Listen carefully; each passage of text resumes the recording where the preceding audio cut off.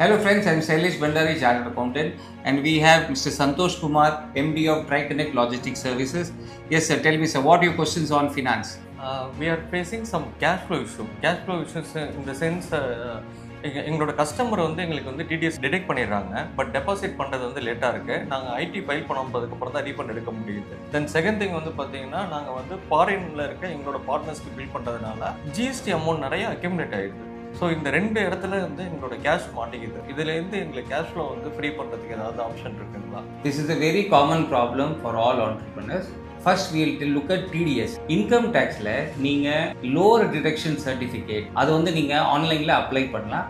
அது வாங்கிட்டு நீங்க உங்க கஸ்டமர்ஸ் கொடுக்கலாம். So instead of they deducting the normal TDS rate, they will deduct at a much lower rate. So அதனால என்ன ஆகும்னா உங்களுக்கு ரீஃபண்ட் வராம கூட இருக்கலாம்.